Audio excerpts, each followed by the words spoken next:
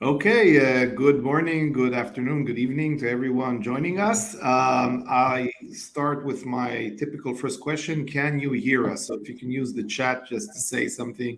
If you can hear us, please let us know to make sure that we're not speaking just into the ether. Okay. Can you hear us? Okay, thank you, Momo.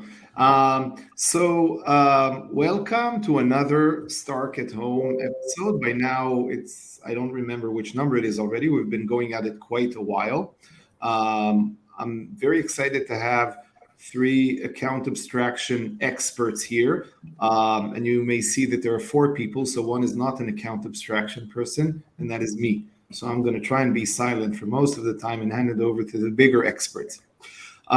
Stark at Home is a webinar intended to talk about very deep things related to Starks and more generally to things built with Starks, things like StarkNet in this case, but to talk about very deep things in an informal and casual way. If you have questions, please use the Ask a Question button that you see at the bottom and not the chat, because it's very hard to follow the chat. Let's get to it. So today I am joined by, as I said, by three big experts on account abstraction. Yoav Weiss, who is a security researcher at the Ethereum Foundation and co-author of ERC 4337, which is going to play a very important role in our discussions today. Julien Niset, co-founder of Argent, pardon my French, and Tom Brand, who is the StarkNet product lead at StarkWare. And without further ado, I'm going to basically hand it over to Tom. I will say that if you're going to be interested about what we hear today, please consider registering and joining to the in-person event that is StarkWare Sessions. I'll add it to the call to action button because you will see there a lot more and hear a lot more from the folks here about account abstraction and other cool topics related to Starks. So, Tom, please take it over. Thank you, Eli. Can you hear me as well? And thanks for the comment on the beard. It is mostly due to my lack of time of removing it, but maybe I don't know, consider keeping it. Yeah, thank you, Yannick. Okay, great. So, again, thank you for joining us here. We want to just walk through account abstraction and discuss, various topics of it. So we'll start with basically what existed or what exists before account abstraction, what is account abstraction, and why it might have some benefits. Then we'll discuss basically some concrete examples of account abstraction implementation on StarkNet, and which is based on the ERC 4337 that we have Yoav, which is the co-author of it. And lastly, we will try to think about the future and what proofs, or in general, what can be the future of account abstraction. So let's start. And maybe, Julien, you want to start by explaining what is currently available on Ethereum, or what was the state of accounts before account abstraction? Yeah. So, as most people know, on Ethereum, natively, the account that users can interact with are called EOA, externally owned accounts. And they are special in the sense that with an EOA, everything is hard-coded. So when a user makes a transaction, you know exactly how the transaction will be validated. All this is hard-coded in the EVM. So you need to sign with the key, and you use ECDSA using a specific elliptic curve and so on. And once that verification process is done, then the transaction will be executed. And so Ethereum started with this model, which is great because it's simple. But the main issue is that everything is hard-coded. And if you think of it, the key that you use to sign, because everything is hard-coded, the key that you use to sign is directly coupled to the account on-chain, which holds the token. Why? Because the address of the account is derived from the public key of that key pair, and only the private key can authorize transaction from a given account.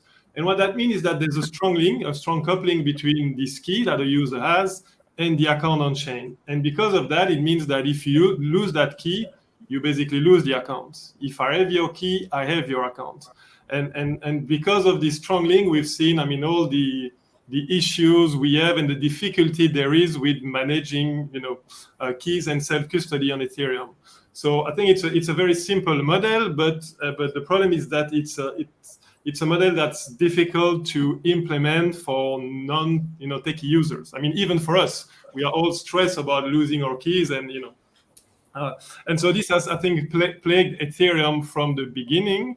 And my fear is that if we want to scale Ethereum and bring Ethereum to a more mainstream audience, we'll need to find a way to scale this user experience of self-custody. And we believe that through account abstraction is actually the only way to make that happen. Great, but you in Argent did something different than just using the EOA, right? So what was the second option of managing accounts on Ethereum? Yeah, so when we started Argent, we really recognized that difficulty, and we wanted to really crack that. We really believed that we could make a mainstream experience even on Ethereum, and so we needed to find a way to really, scale this experience of self-custody, because again, we think self-custody, is essential for what we are building. And so I mentioned that there's this EOA account, but actually on Ethereum, there's a second type of account called contract or smart contracts. And these accounts, they're different from EOAs in two ways. One is that they can contain logic, which is really great, but they cannot initiate transaction. So that's why when you want to initiate a transaction, you always need to start with an EOA. So what we did at Argent is we really wanted to abstract the concept of an account, but for that we used the existing tools, and so we used the smart contract. And so that means at Argent, we really started making the user account a smart contract so that we could put all the logic that is needed for this management of self-custody. And that's really great, but the problem is that this is not a native top-level account on Ethereum. You still need to trigger transaction with an EOA. And so that means that to use smart contract wallets today on Ethereum, you still need quite a lot of infrastructure.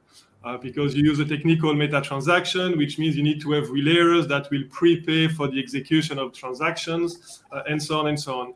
But from a user's point of view, actually, it solves all the issues that you can have with EOAs. And so I think that's why people have loved Argent from the beginning. It's because it really enables to bring that user experience that user expects. But as we will probably discuss more, the problem is that we are building that on a protocol that's not really meant for that. And we still need to have all that complexity because the protocol was designed for EOAs. But to my point, my understanding, smart contract wallet is a form of account abstraction. We believe it's the first form of account abstraction. Then you can go further and make that even better and easier. But I do see smart contract wallet as some form of account abstraction. So you can say that account abstraction has existed on Ethereum for the past 4 or 5 years since people started doing smart contract wallets.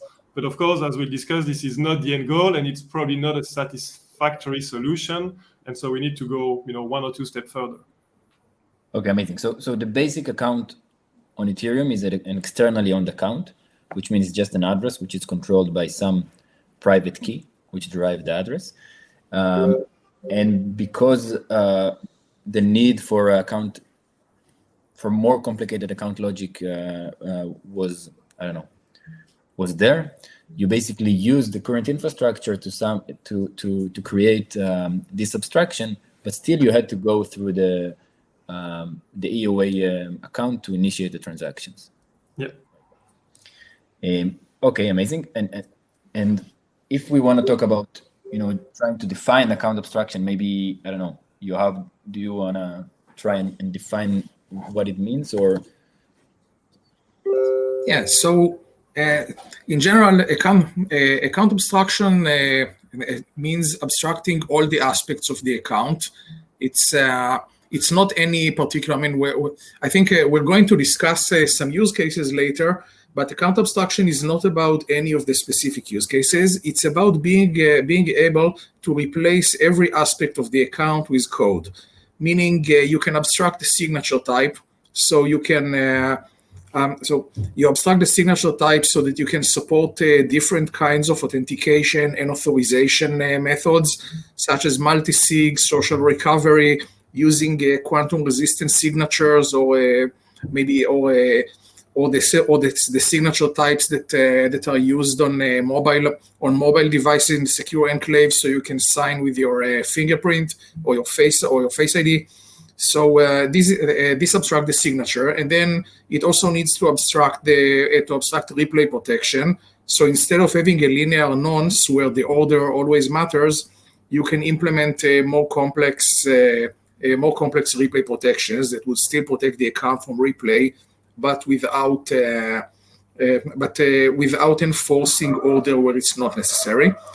And we need one of the important things is to abstract the gas payment, so that you don't need to keep an EOA or to use a centralized relay, but also it's not necessarily the account paying for the gas and not necessarily paying it with Ether. So you could have dApps sponsoring their users, similar to the way that Web2 companies pay for traffic to onboard their users, or you could have the users pay with a token instead, or you can have we want this completely abstracted, so that the gas payment is also implemented by code and can implement any business logic that makes sense in each case. And we've seen some interesting cases, such as wallets sponsoring their paying users, which is great for users who are not users who don't come from crypto, and they don't own Ether, and they want to get started with something. So if the user can pay with fiat, can pay with a credit card to the wallet developer, and then the wallet developer sponsors the transactions, it's another form of abstracting gas. So the idea is to abstract everything, and we want it to be a first-class citizen, meaning that you don't need to have an EOA in addition to that, and it can be used just like any other normal account. And it also means that it shouldn't be easy to censor it. It should be as censorship resistant as any account. So it needs to have a decentralized mempool. And these are all challenges that we need to solve in order to get to a full account abstraction. Right. So we'll get to challenges in a moment. Let's try to understand why it's good. But basically, you're saying account abstraction is replacing the hard-coded account structure that is defined in the protocol with code. And you abstracted and you split it into 3 levels, which was very nice, right? The first is the validation abstraction. The second one is the replay protection abstraction. And the third one is the fee payment abstraction. 3 categories that you can think of how we abstract stuff, and it will be actually relevant when we talk about StarkNet and what is the status today. Right. And actually, Tom, I would add a 4th category, which is the execution of the transaction. Right. I wanted also to say it. Yeah. But this is where you implement features like batching, for example. Exactly, multi-call and stuff like that. So I think it's important as well. Yeah. Right. Okay, great. So we're starting to dive into why we need account abstraction, but maybe, we'll talk about it in a minute, but when we first thought about StarkNet, we started with StarkNet Alpha, right? So we were like designing the system as we go. And at some point we reached the point where we had to decide what will be the account structure on StarkNet, right? And then there were a few options. And actually the most obvious one was, okay, let's just go with the EOA like Ethereum did. But we also saw at that time that Optimism decided to go with some form of account abstraction. So we also started to think about that. And we had also other few options. And when we asked ourselves internally, why do we need account abstraction, or what is the biggest motivation to do something like that? So to me, as a protocol designer of StarkNet, the biggest answer, or the answer was basically, I want to give the developers as much freedom as possible to do crazy stuff with accounts. I'm sure that even if I'll try to, I don't know, come up with whatever I think is the correct account structure or correct account usage, or probably some types, what account abstraction gives the developers is the ability to come up with their own logic. And I mean, we'll discuss it at the end, but who knows where will this be in 5 years from now, right? So from my point of view, this was the motivation to add account abstraction, or to start and try to add account abstraction, because it has its own difficulties, which we'll discuss in a minute.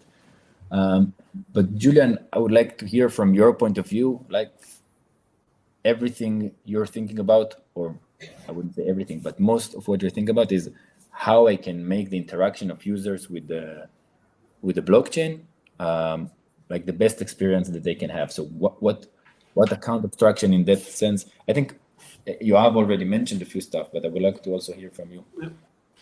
So I think it's interesting because from your point of view, because you're building, a protocol, a blockchain, you want to give freedom to developers. For us, we want to build a wallet for users, and for us, the main motivation is actually to kind of save self-custody. That's kind of a bold statement, but I really do believe that if the technology is too complicated, I mean, people are naturally, I would not say lazy, but we go for the simplest solution. And I think the next wave of users that will come to the blockchain might not care as much about self-custody as we care today, or as even people cared before us. And so if you give them two alternatives, one which is extremely complicated, where they have a high probability to lose everything, and then you give them a simple one, meaning a centralized exchange, people will naturally go to the simple solution. So I do believe that us as an ecosystem, and that's why we started Argent, and that's what motivates us about solving that problem in account abstraction, is really, can we build a user experience with self-custody baked in it, that is as good or even better than what a centralized exchange can do. And so for us, that's the real motivation. And so when we started looking at that, at Argent, we started identify all the friction points. And I think basically Yoav mentioned a lot of them. I think the first one is seed phrase. So it's related to the signature verification. Today on Ethereum, because you need to protect your key at all costs, we tell you to write that on a piece of paper. And I mean, if you take a step back, this is completely insane, right? I mean, we've tried to convince people on the internet to not write their password on a Post-it or a piece of paper, and we're building an internet of value, and you ask to write that same password on a piece of paper, but not one time, but 4 or 5 times in case your house burned down. Or, I mean, this is completely silly. So our first motivation was, can we get rid of seed phrase? And that's one thing. And so to achieve that, we came up, I wouldn't say we came up, I think it's a bunch of ideas that were around. We kind of collected them together, but with something that is now called social recovery. And the idea of social recovery is, again, because your account is a smart contract, it's abstracted, you have a signer, a controller, but actually that controller can be replaced or can be exchanged under a certain condition that you can program. And so us, for example, we wanted to replicate the experience that you have with a credit card with your bank. If you lose your credit card, what do? You call your bank and you say, hey, can you block that one and send me a new one? And so we wanted to replicate that flow, that mental model, but purely on-chain using smart contract logic. And so social recovery, it's actually a way to do that, except you choose who act as your bank. Instead of identify yourself to a centralized party, you decide, who can prove that you are you and reset your account with a new controller, a new owner. And so it can be one person, it can be a majority, 3 out of n, n out of m, 2 out of 3. I mean, you can pick and choose. And so the first friction point that we wanted to remove is really seed phrase, and we achieved that through what people call social recovery. Another thing that we wanted to achieve is abstracting gas. Again, something that you have mentioned. And so for those who've been using Argent for a long time, they might remember that we used to actually sponsor a transaction. On Argent, everything was free. That was amazing with gas, when transaction fees were at a few cents. Of course, it turned out to be not that a good idea, when gas went crazy. And so we had to roll back to that. But I still feel that that's part of a good experience. people, again, if it's free to do something on a centralized exchange and you need to pay 50 cents or €1 to do that same thing with self-custody, people will start using the centralized solution. So again, part of that experience, which needs to be as good with self-custody, we need to have cheap transactions. So either the technology enables that through scaling, or we find a way to subsidize transaction. And so the second thing we wanted to solve is really that concept, all that concept around gas, transaction fees, which is very complicated. And again, account abstractions enables you to solve that. And then the third thing is on blockchain, it's very easy to make mistake. It's very easy to make a typo when you copy an address. It's very easy to interact with the wrong website and so on. And so again, using account abstraction, you can enable some form of fraud monitoring with 2FA confirmation, for example. So these are the kind of things that we've been building at Argent on Ethereum and that we are now replicating on StarkNet. But of course, you can go much further. You can be much more creative. Something that we actually did on Ethereum 4 years ago was the idea of dApp keys. Letting a dApp create a key with certain permission so that you can interact with that dApp without having to sign with your wallet. And so we kind of refresh that ID and rename it session keys. But again, this is something that we are working on StarkNet. And that's a great way, for example, for on-chain gaming. And all these use cases, I can list you 4 or 5 other ones. They are all enabled by account abstraction. But so to answer your original question, for me, a great user experience is an experience where you don't need to know you are using a blockchain. You come for an application and actually you interact with that application, you do stuff without really having to know that you are using a blockchain, but still you are doing that with self-custody. And I think the only way to do that is through account abstraction. Okay, amazing. It seems like you're thinking about it, I don't know, for the past few years. 2017 we started, so it's been a while. Yeah, amazing. Okay, so actually there is a good question here, and someone is asking, can you explain StarkNet in one sentence? So yeah, maybe I assume that everyone knows what StarkNet is, but this is still not the case. So I will, before we continue with the discussion, I will just very briefly explain what StarkNet is for all of you who don't understand, who don't know. Eli is back. Or not? I want to hear your explanation, but then maybe I'll offer another one. Okay, so what is StarkNet? StarkNet is a system that we've been building in StarkWare and together with the ecosystem for the past almost 2 years now. And it's basically a permissionless and decentralized validity rollup.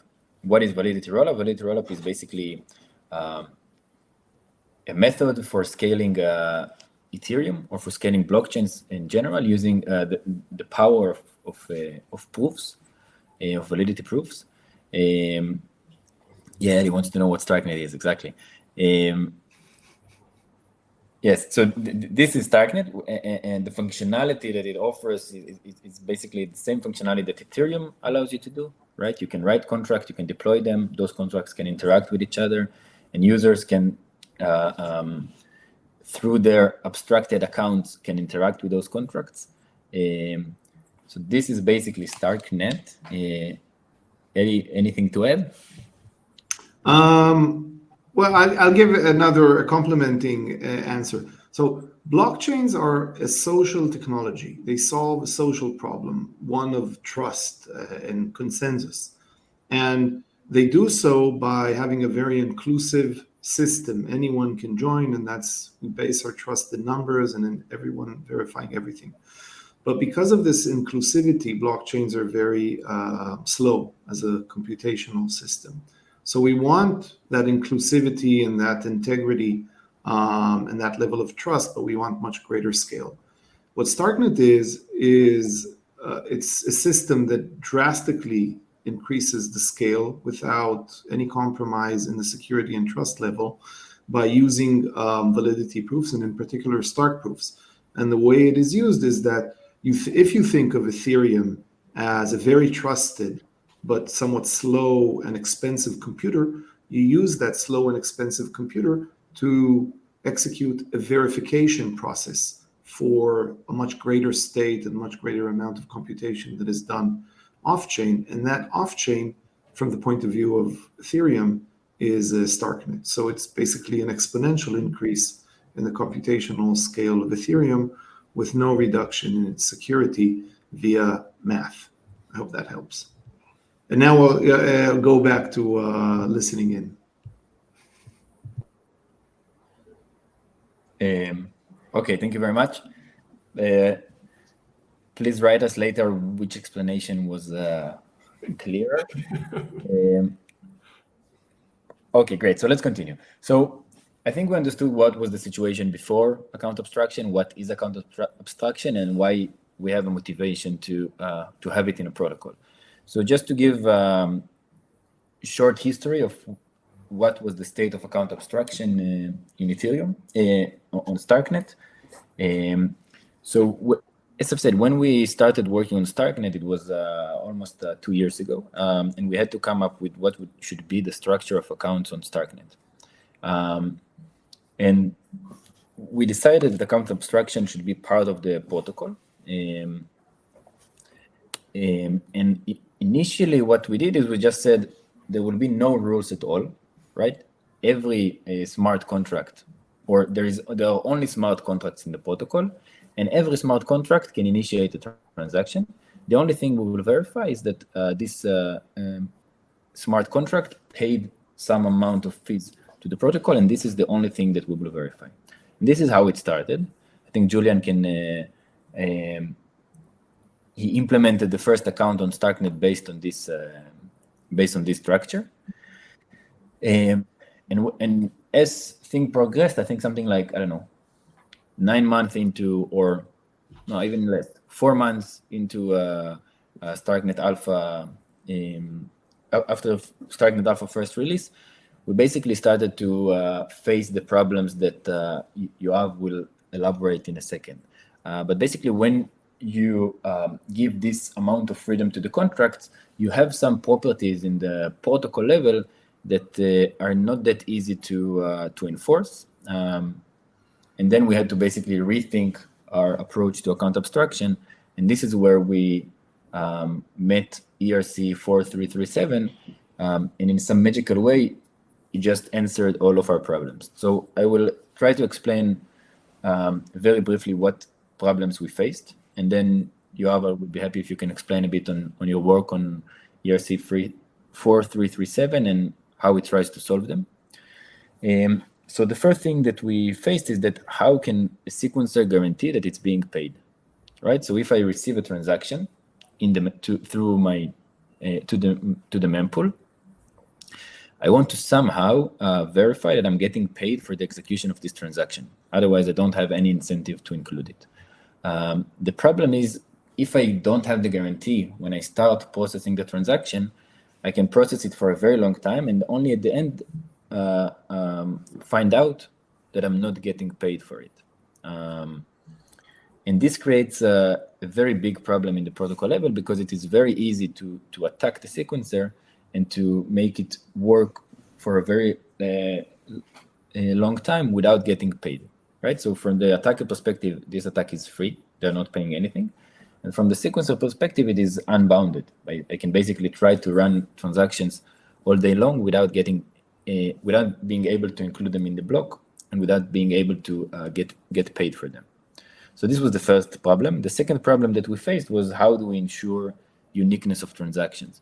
Basically, if we just allow any contract to behave as the account, and the contract will be in charge for enforcing whatever replay protection they want, we don't get the guarantee in the protocol level that transactions are unique, right? And this creates a big problem from the API perspective, which we didn't want to. There might be some ways to solve it, but we decided that it doesn't worth the effort. So then we tried to see, okay, how we can still pose some structure on accounts while still giving the devs the ability or the freedom to come up with innovative stuff. So this is where ERC 4337 comes into the picture, and Yoav, I would love to hear your point about it, or your point of view about it.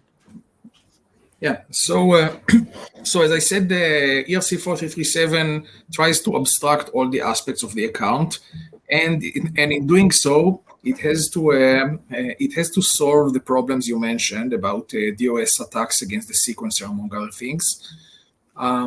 So first, we need to make sure that there is we need to somehow limit the amount of unpaid work caused by every single transaction. So the first thing we needed to do is to separate validation from execution. Each abstracted account implements a certain validation function. This is the function that enforces the signature or any other kind of access control. It also handles replay protection and the gas payment unless it is abstracted to and delegated to a different contract. So validation. The sequencer, from the sequencer standpoint, this is the only part the sequencer cares about, because afterwards, if during the execution the transaction is going to revert, it doesn't matter because the account still has to pay for the revert. But if it reverts or otherwise fails validation, then you cannot charge the account. So this amounts to unpaid work by the sequencer. So we needed to separate the logic, to have an explicit separation, and perform the validation before the execution. And we limited the amount of gas that can be spent during validation, so that it can be a reasonable number that would be enough to perform any reasonable validation, but that it wouldn't be an unbound number. So you have to limit the work. But this only solves part of the problem, because another problem is that it relies on state. It relies on on-chain state, which means that it can be that a previously valid transaction could get invalidated due to a state change. And or if we allowed accessing the environment, then even based on changes that the user doesn't have to pay for, such as if you could make it depend on the block number, and then it would be valid in the current block but invalid in the next block. And the problem is that the sequencer would have to simulate the validation, see that it's okay, and then later when it will want to include it, it will realize that it's actually not okay anymore. Now, this could happen in any case, but we needed to limit the number of times it happens so that it cannot be used for an attack. And our guidelines were to allow validation only in a way that invalidating an operation, invalidating a transaction, will require paying an on-chain fee, and it will have to be in order of n. So, in order to invalidate n operations, you need to actually pay for n state changes on-chain, which means that the cost for the attacker is much higher than the cost for the sequencer, and this keeps the economies in favor of the defender.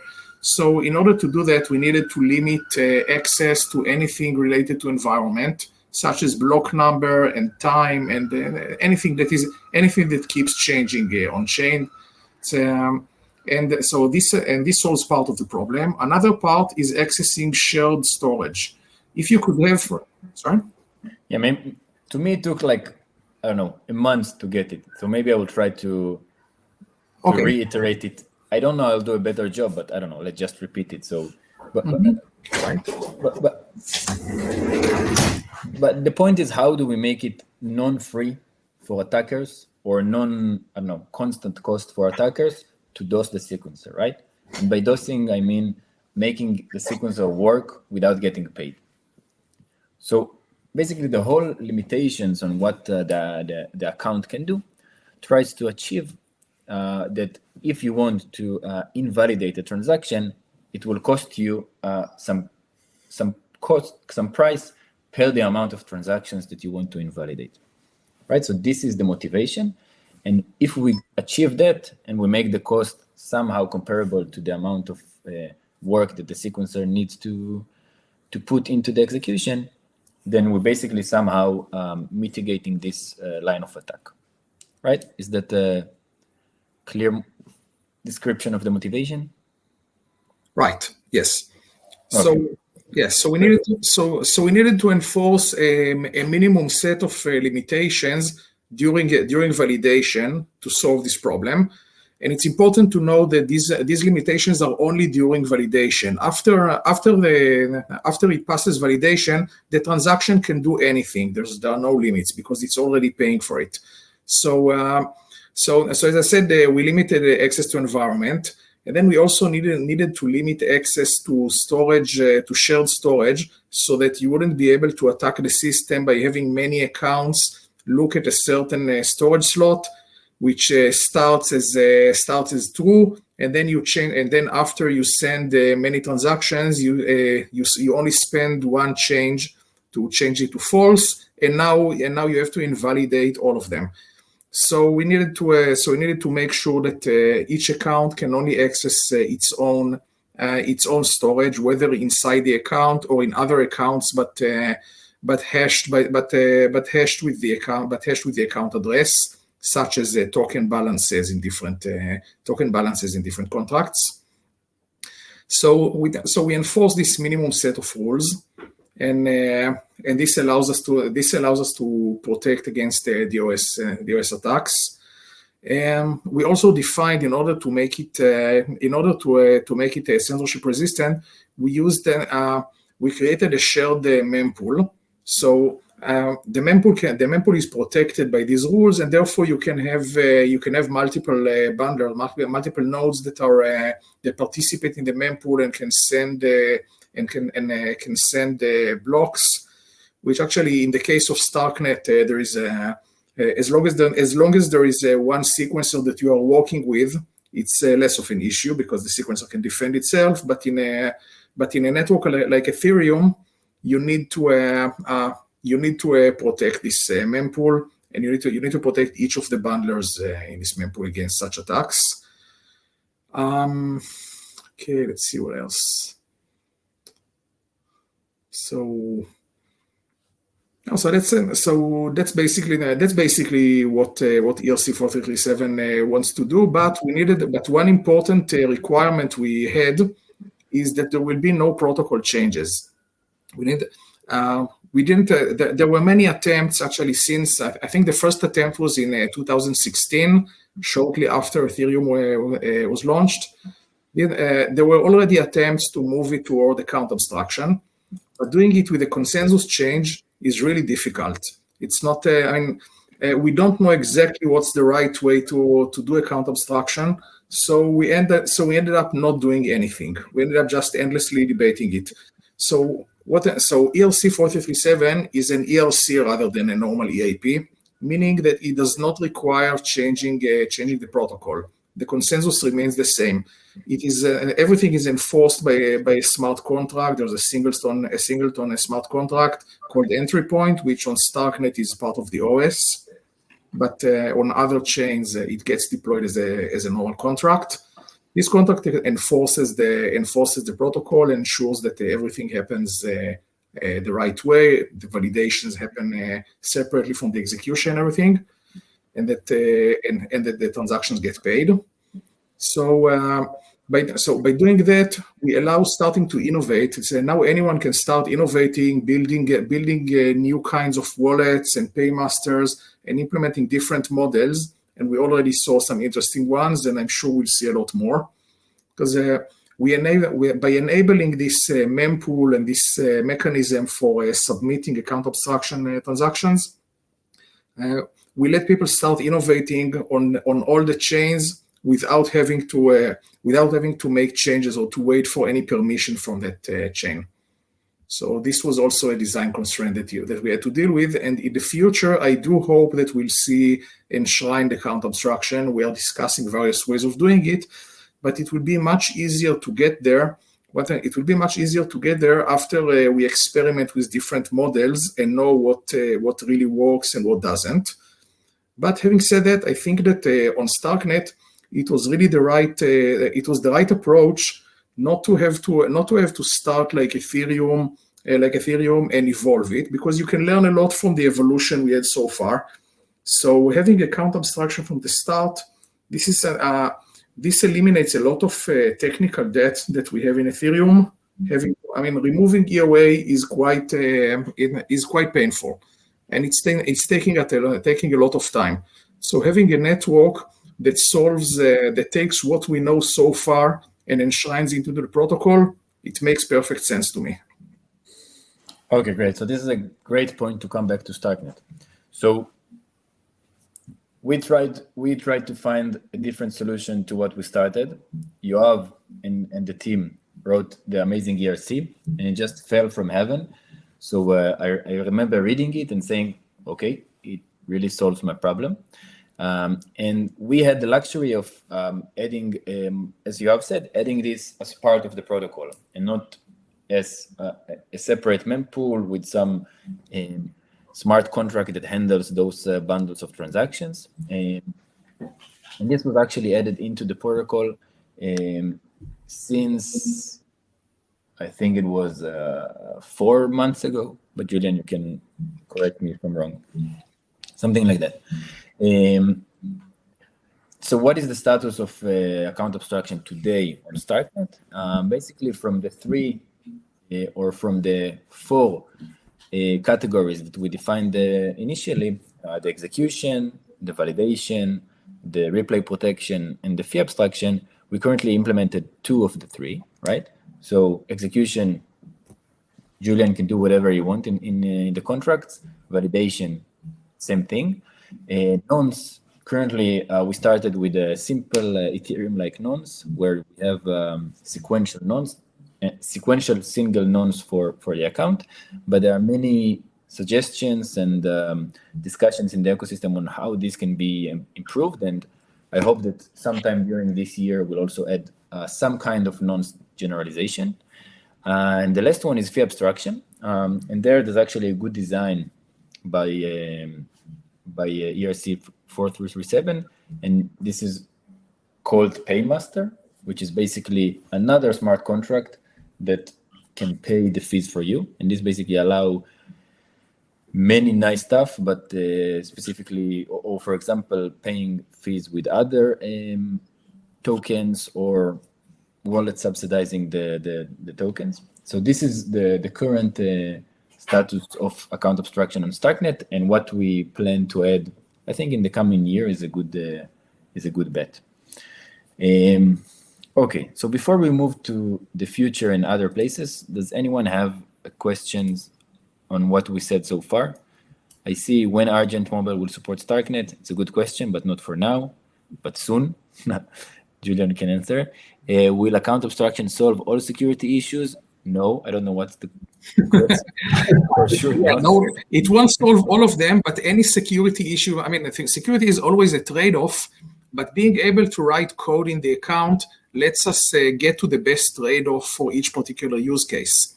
So it can solve specific security questions as you need to encounter them much better than an EOA would. Yes, that's a great answer, Yoav. Okay, so I don't see anything which is. Oh, I see someone asked about it's a specific use case, but it's can a next of kin be included in account abstraction? So this is actually a use case that I like.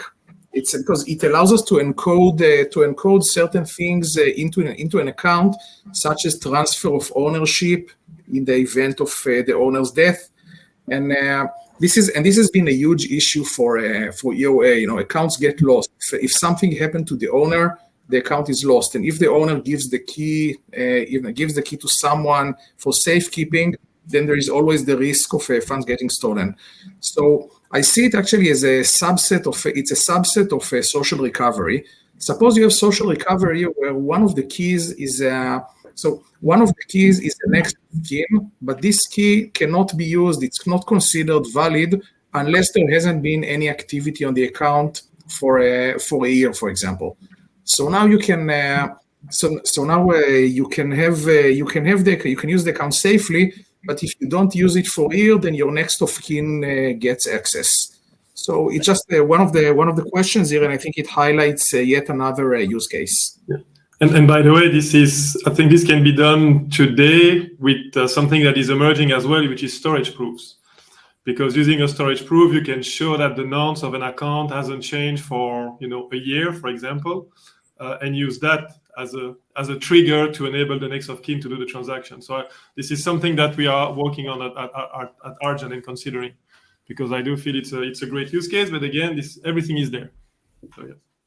Yeah, I'm talking to Julien almost every week, and there's always surprises I hear in those public talks. Okay, nice. I'm glad to hear you're working on it. Yeah, so let's continue. So yeah, we talked about Ethereum and we talked about StarkNet. I'm less familiar with other places, so maybe you guys know to say what is the state of account abstraction on other places. Yeah. By the way, how much time do we have, Eli? Only 10 more minutes?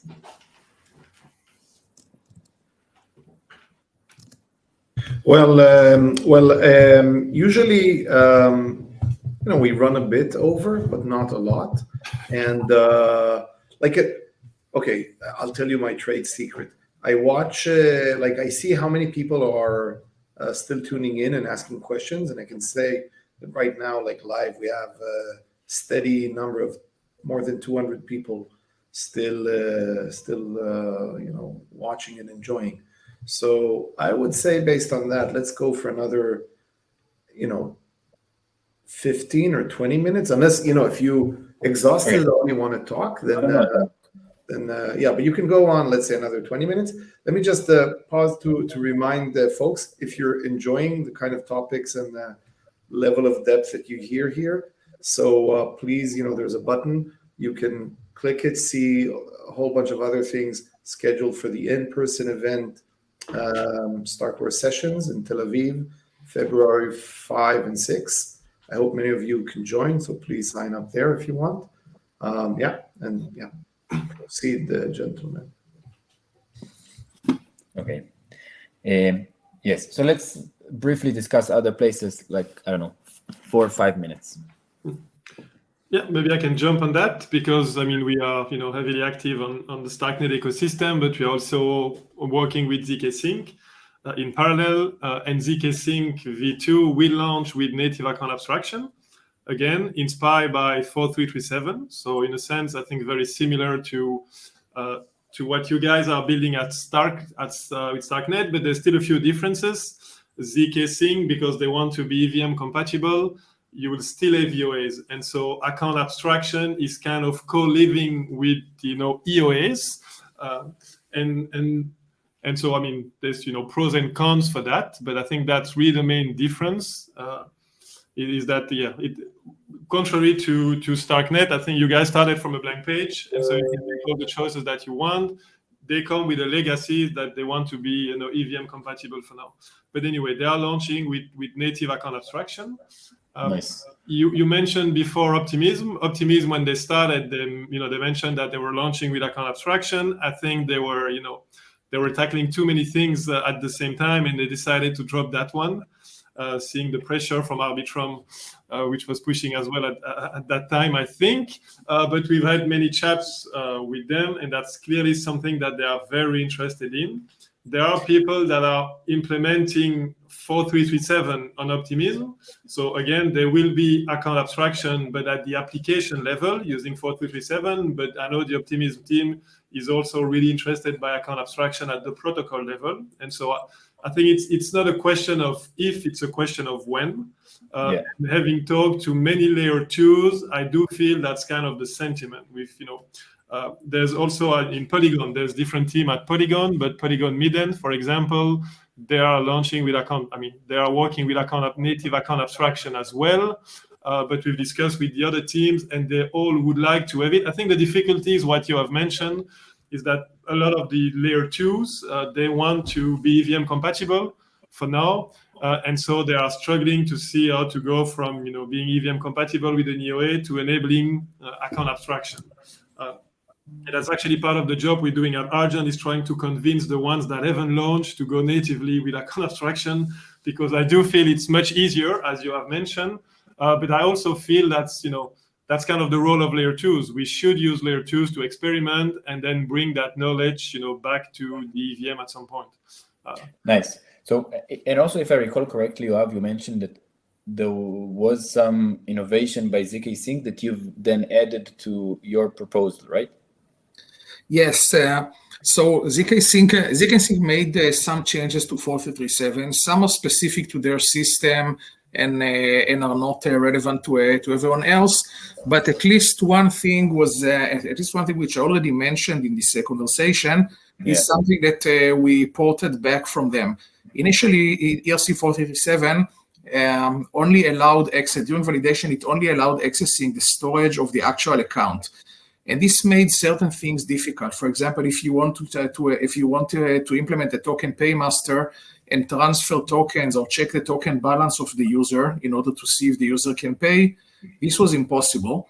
And ZK Sync added an interesting rule, looking at catch-up, looking at the hash, and then allowing access to a certain storage slot in any contract, in third-party contracts, as long as it looks like a mapping, and it remains safe because as long as you don't allow two transactions from the same account in the same block, then you are safe. Then you are not going to have a collision.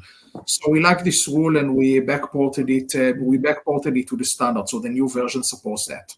Amazing. So basically, because the fact that they used the same structure that you introduced and then innovated on that, you could also benefit from it, and we now can also benefit from it. So yeah, that's very, very nice. Mm-hmm. Yeah, and I hope that it will converge. Ultimately, it needs to be a standard so that wallets don't need. I don't think wallet developers should have to implement the wallets differently on StarkNet, on ZK Sync, on Ethereum, on Polygon, and whatnot. So ideally, we should converge on a standard that works for everyone. That's what we're trying to achieve. Yes. Okay, amazing. So yeah, now let's go to a topic that I really don't have any clue what will be the answer, but let's try to jam together. So we have account abstraction, and we have ZK proofs, right? And now we can ask ourselves, okay, what can we do with the two together? So I'll give a nice example on a protocol that uses proofs in its base layer that maybe Eli knows a few things about it. But Zcash is a good example to a protocol that does not have, or it does have EOAs, but those EOAs are not, okay, maybe I will take a step backward. Zcash is a protocol that implements the functionality of Bitcoin, only that it implements it in a privacy-preserving manner, right? So when you want to transfer Zcash between one another, nobody knows who was the sender, who was the recipient, and how much tokens has been transferred. And the way this is being achieved is through the use of validity proofs, right? So this is an example to a protocol that uses proofs in its account structure, maybe you can say that, in order to preserve privacy. So I don't know, what can else be achieved with the validity proofs or ZK proofs? Finally, we're saying it in the correct context. So zero knowledge, which actually gives you zero knowledge on the statement. What can be done together? Mm-hmm. Yeah, so I've already seen a couple of interesting projects starting a privacy-oriented projects starting on ERC 4337 that are using validity proofs. One being a multi-tenant account, so that multiple users can live within the same account. They can transact as the sender of the same account, which means that the account essentially acts as a mixer. It's a mixer, but instead of having to send your funds and getting mixed, you are always in the mixer. It's a little bit like implementing Zcash inside a wallet, and everyone live in the same wallet. Nice. So basically the idea is that all the assets, whether it's Ether or any tokens or in NFTs, all the assets are owned by the same account, by the same contract. But this contract tracks the real ownership, the more granular ownership per user, as using validity proofs. So users can transact without users can transact and can use their assets, send them either inside the contract or even make the contract send it elsewhere. But you don't need to know which user owns which asset and what they do. So this is one use case, and someone actually started working on it. And another interesting idea that's being discussed is to create sub accounts for privacy. Let's say you have a wallet. Now it's a single tenant. It's not a multi-tenant account, but you also need to create a few more accounts. For example, you want to receive an NFT or like a POAP. You want to receive it in a different address that is not associated with you, and you want to be able to transact with it. But there's the problem of gas, because if you keep creating more addresses, you need to fund them. Yeah, you need to fund them in order to transact. But then you are doxing yourself. Then you are associating it with your main account. So an idea that is being discussed is to create a mixer paymaster.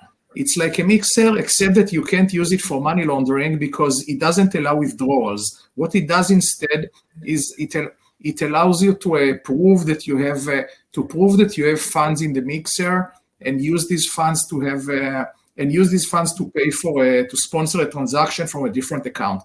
So now from the main account you would fund the paymaster, and then from other accounts, whenever you need to transact with them, let's say you want to do something with an NFT you have in another account, you can prove that you still have a certain amount of funds left for it, and use it for transacting.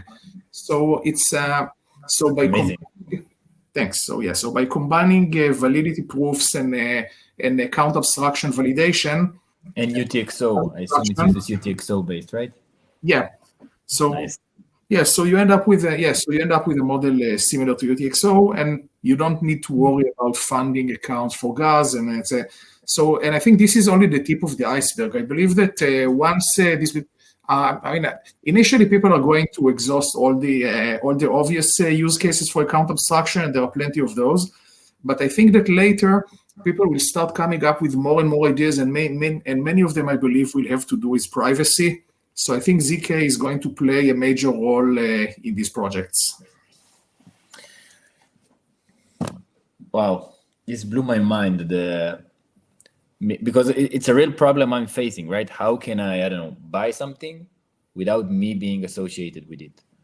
Not that I have anything to hide, right? But so you don't need privacy if you only people who have something to hide need privacy.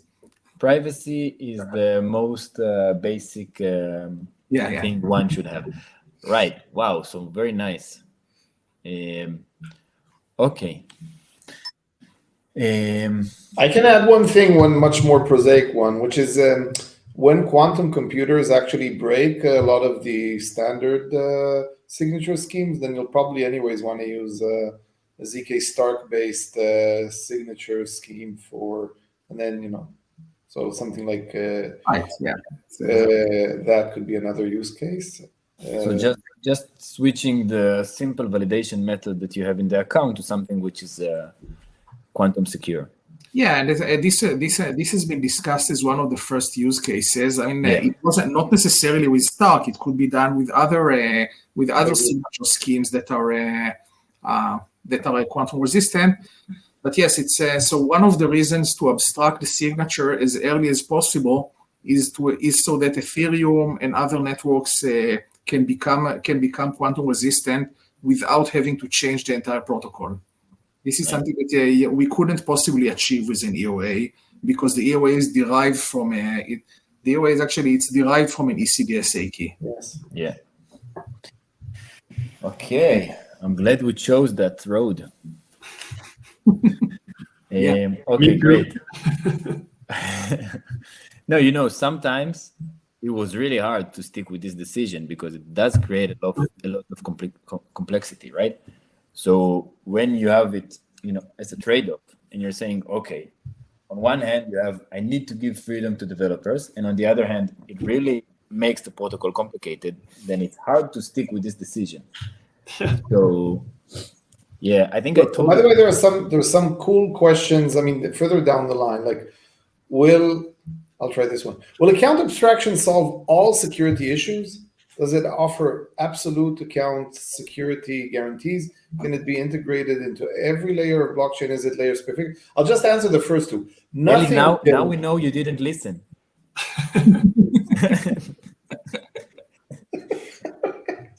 Well, maybe just for a minute. I'm busted again. Okay, so I'm not going to answer that. So why don't you press the start answer and then done answer? Okay, I'm going to shut up and just let. No. I think we're done with the general flow, and we can move to questions. Everyone agrees? Yeah. Okay. So the most urgent question is when Argent Mobile will be supported on StarkNet, and I also want to know that, Julien. Very soon. As soon as Regenesis is over. Oh, so man. the ball is on your side. Back to me. Yeah. Okay. So not Regenesis, but when you have your Cairo 1 contract safe and deployed, you can have that. Yes. We'll still probably wait for a bit of an ecosystem to be there. Yeah. No rush. So very soon. We are working on it. Yes, very soon. Okay, so just to give more context to what Julien threw back at me. So right now, StarkNet is going through the process of, let's phrase it good, making it more secure and more ready for its decentralized future. And this is done by moving to Cairo 1. So Cairo is the smart contract language of StarkNet, and it's also the language that the StarkNet, it's called OS, but the StarkNet system is written.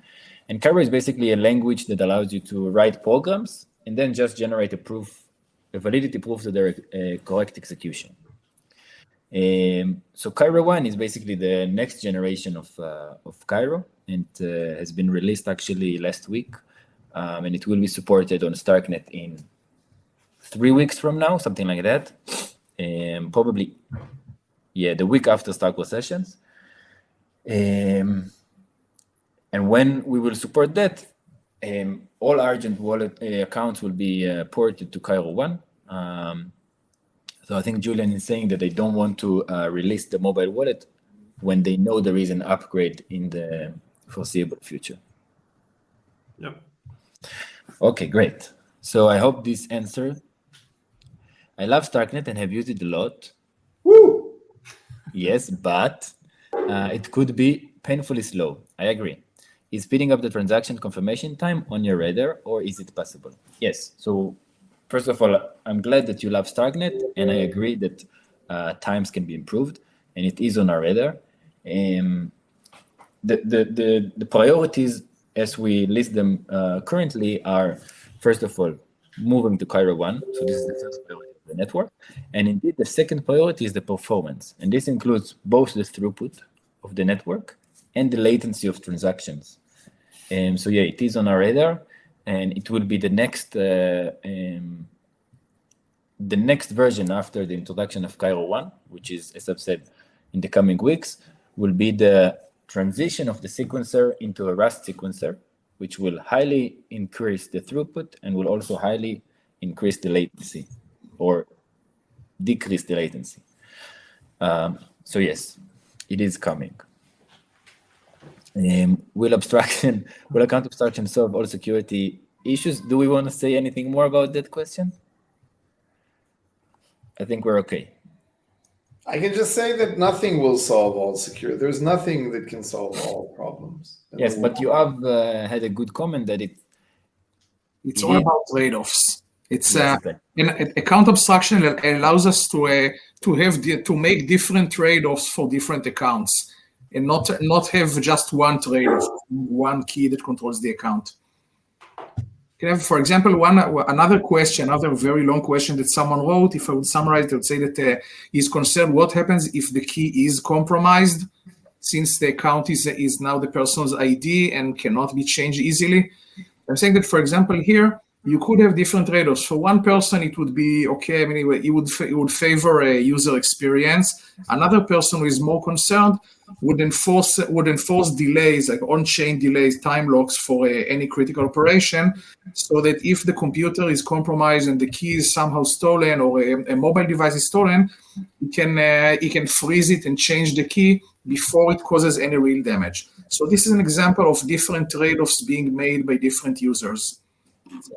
So it doesn't solve a general security problem because there isn't such definition, but it can solve your specific problems by making the right trade-offs. Thank you. Okay, how is social recovery different from MPC multisig? So I can answer it, but I don't know, Julien, maybe you want to answer it as well? I can say a few words. So first of all, I think there's three different things here because MPC is not the same as multisig, right? Typically, when we speak about multisig in blockchain, it's actually an account or a smart contract which has multiple signer, and you need the N out of M of this signer to trigger a transaction. MPC is one way to achieve something more or less similar because you have multiple signer, which when they sign together, they basically produce the signature of a single EOA. But so MPC, it's kind of a way for multiple people to recreate the valid signature for an EOA, while a multisig is a smart contract with multiple signer. And social recovery is a mechanism to gain back access to an account, to a smart contract account. So I do think there are different things. But for me, so that's a question people get a lot. What's the difference, between MPC and smart contract or account abstraction in general? I do feel that one thing that's very important is that MPC is you're recreating the signature of an EOA, so it's still an EOA. And there's the question of what happens if some of the keys are compromised or lost. Even if you can recreate a new set sometimes, depending on which tech, but you can recreate a different set of keys that will lead to the same signature. The lost keys are still there, potentially. Maybe they can be in the hands of someone malicious. So you have less guarantees. With a smart contract, if a key is lost, you can actually replace it on the smart contract, and everybody can transparently see that a key has been revoked and another key has been enabled. So I do feel that account abstraction or smart contract wallet in general offer much more flexibility with respect to MPC. And that's also important if you want to think about censorship resistance, because if you have multiple party settings, you want to make sure that no party can actually block the execution of a transaction. And it's much easier to make rules to protect yourself against that scenario with a smart contract than it is with a purely off-chain scenario like MPC. Okay, you answered it much better. No, it's much better. Thank you. Okay, can a next of kin be included in account abstraction? So we already answered. We said we can, and Argent dropped a bomb saying they're working on it. Or maybe. Okay, kindly post links to some of your resources. So thank you for anyone who posted. We should probably prepare the page with many resources. So for next time we do a Stark at Home on account abstraction.